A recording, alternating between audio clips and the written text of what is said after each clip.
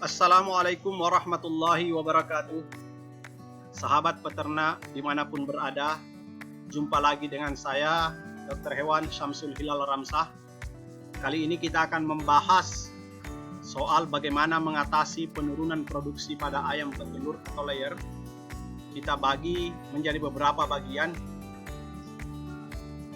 Kita mulai dari pembahasan pertama, bagian pertama. Sebelum kita lanjutkan, yang harus kita perhatikan ketika ingin membahas tentang penurunan produksi ataukah stabilitas produksi adalah kesesuaian antara umur, volume dan kualitas pakan, bobot badan, produksi, dan kematian. Maksudnya, contoh, jika pada umur 4 minggu, maka konsumsi pakan, volume pakan harian yang dimakan pada konsentrasi protein 20-21% itu sekitar 27-29 gram per hari, dengan kumulatif sekitar 567-630 gram per ekor sejak dia umur 0 hari sampai 4 minggu. Jadi jumlah yang dimakan itu yang disebut dengan kumulatif sejak dia umur 0 hari sampai dengan 4 minggu. Itu contoh. Nah, terus bobot badan juga sama. Berapa standar bobot badan pada saat umur-umur sekian? Produksi ini terkait dengan umur layer atau umur produksi. Produksi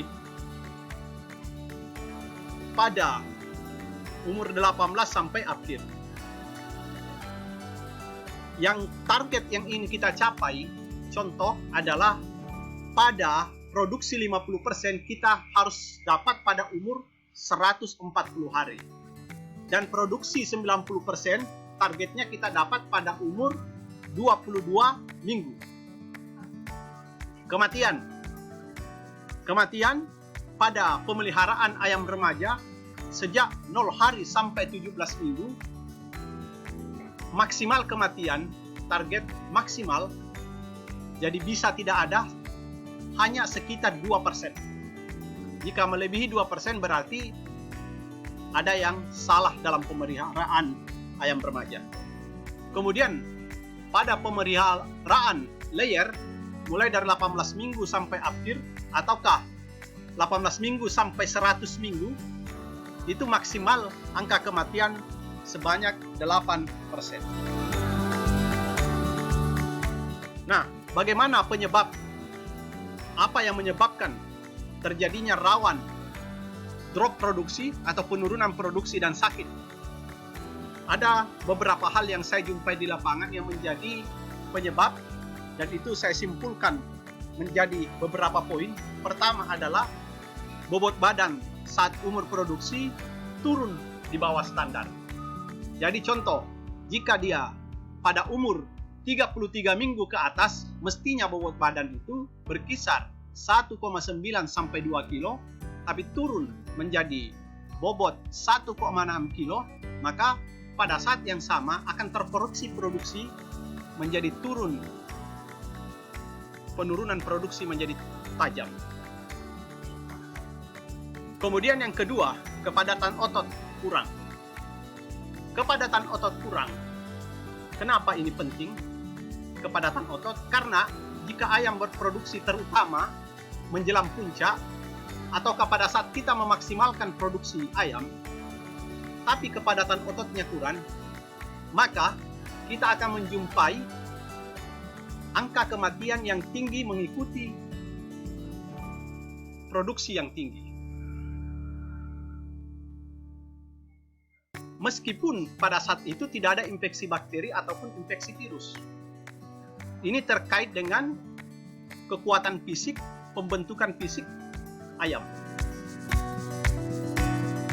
Kepadatan otot ini terkait dengan keseimbangan antara exercise, olahraga atau latihan, dan feed intake pada saat dia umur remaja.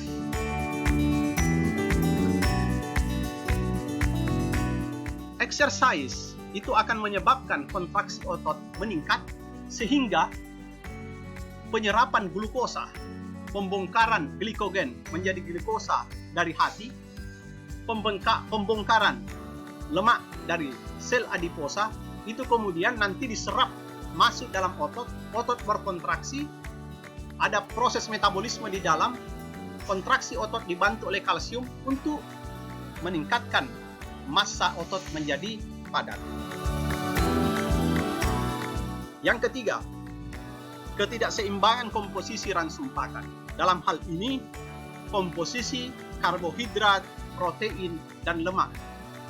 Jika tidak seimbang, itu juga akan mempengaruhi terhadap stabilitas produksi dan stabilitas kesehatan. Termasuk juga keseimbangan antara makromineral dengan mikromineral. Heat stress ini juga satu penyebab turunnya produksi dan sakit. Heat stress ini terkait dengan tingginya cekaman panas dari lingkungan, suhu lingkungan. Oleh karena itu di sini diperlukan manajemen panas, yaitu bagaimana memanajemeni suhu lingkungan terhadap suhu di dalam kandang. Kemudian penyebab yang lain adalah program vaksinasi yang tidak terkontrol. Yang terpenting dari program vaksinasi di sini adalah monitoring antibodi. Jika tidak mampu melakukan monitoring antibodi, yang harus dilakukan adalah program vaksinasi yang disiplin dan terjadwal. Tapi yang paling akurat adalah tetap saja adalah monitoring antibodi. Penyebab yang lain adalah infeksi parasit, bakteri, virus, dan jamur. Infeksi parasit seperti cacing, protozoa, alkoksi, bakteri seperti Clostridium yang menyebabkan necrotic enteritis, kolibasilosis, Coryza, CRD, yang kesemua penyakit-penyakit itu bisa menyebabkan adanya gangguan kecernaan dan absorpsi penyerapan nutrisi di dalam tubuh, terutama di dalam saluran pencernaan. Kemudian virus. Virus ini ada 3 jenis virus yang strategis secara ekonomis di ayam petelur. Pertama adalah ND, kemudian yang kedua IB, yang ketiga adalah AI. ND dan AI bisa kelihatan pada angka kematian jika titer antibodi di bawah 2/4. Tapi IB itu angka kematian tidak kelihatan, bahkan rendah, namun produksi bisa mengalami penurunan yang tajam. Kemudian jamur. Jamur ini mengeluarkan toksin yang bisa merusak sel-sel dan organ di dalam tubuh, terutama hati yang berfungsi dalam proses metabolisme, terutama tadi karbohidrat, protein, dan lemak. Jika ada toksin, organ hati akan rusak. Akumulasi toksin membuat dia menjadi rusak karena tidak mampu lagi menetralisir toksin yang masuk. Akibatnya proses-proses metabolisme itu terganggu. Ayam jadi kurus. Pasti produksi juga turun.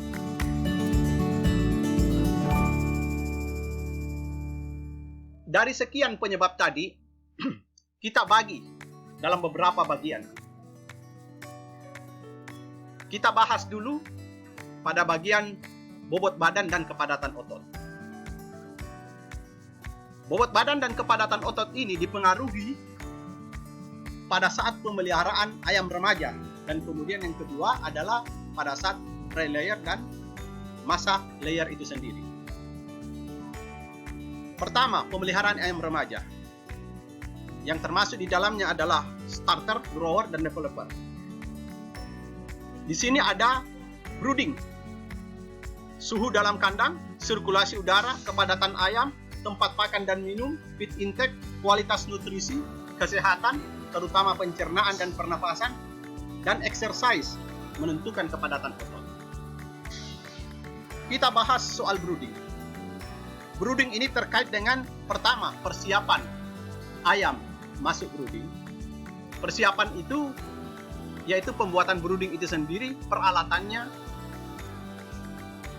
apa saja, mulai dari chick gut, tempat pakan, tempat minum, luas brooding, alas koran, alas karton bisa, sekam, semua sudah harus lengkap, termasuk suhu. Suhu sudah harus dikondisikan sebelum ayam masuk. Pada brooding yang kita lihat pada foto ini luasnya sekitar 18 meter bujur sangkar dengan tempat pakan sebanyak 20-25 tempat pakan. Untuk kapasitas 1000 ekor. Tempat minum sekitar 10-12 tempat minum. Untuk kapasitas 1000 ekor.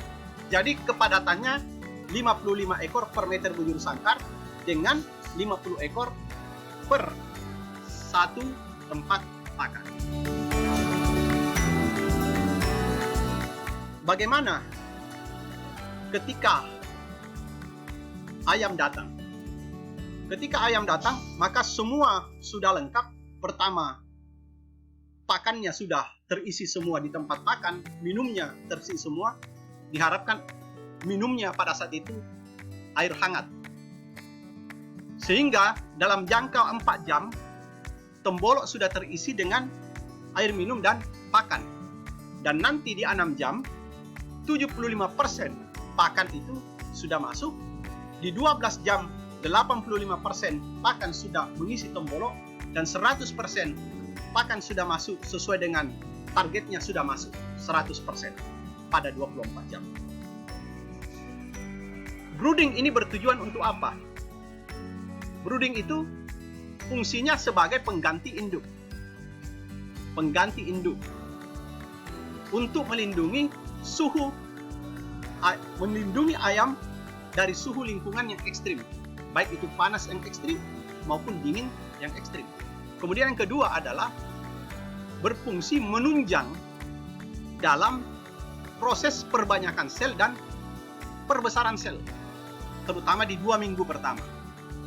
Kemudian menunjang dalam proses penyerapan kuning telur yang berisi imunoglobulin untuk kekebalan dan zat-zat makanan yang berfungsi nanti untuk menyempurnakan pembentukan saluran pencernaan dan sistem kekebalan tubuh. Pada 6 hari penyerapan kuning telur ini sudah harus terserap sempurna. Itu brooding, persiapan. Oleh karena itu, kita membutuhkan multivitamin dalam menunjang perbanyakan sel dan perbesaran sel ini. Terutama multivitamin yang mengandung vitamin A yang tinggi untuk perbanyakan dan perbesaran sel. Karena fungsi vitamin A adalah untuk membentuk sel ataukah juga regenerasi sel. Kemudian, pada saat ayam baru datang, yang dibutuhkan juga itu adalah elektrolit. Siapa tahu dalam proses perjalanannya stres karena kekurangan ion-ion, maka ditambahlah elektrolit. Kemudian, ayam butuh energi. Kita pakai ATP, energi siap pakai. Hindari menggunakan gula murni. Hindari menggunakan gula murni karena bisa menjadi tempat pertumbuhan mikroorganisme. Sahabat peternak dimanapun berada, sampai di sini pembahasan kita untuk bagaimana mengatasi penurunan produksi pada ayam petelur. Dalam bagian pertama ini, nanti selanjutnya kita bahas di lain waktu.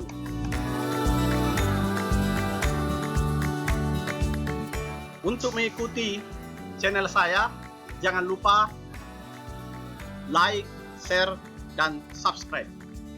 Demikian dan terima kasih. Assalamualaikum warahmatullahi wabarakatuh.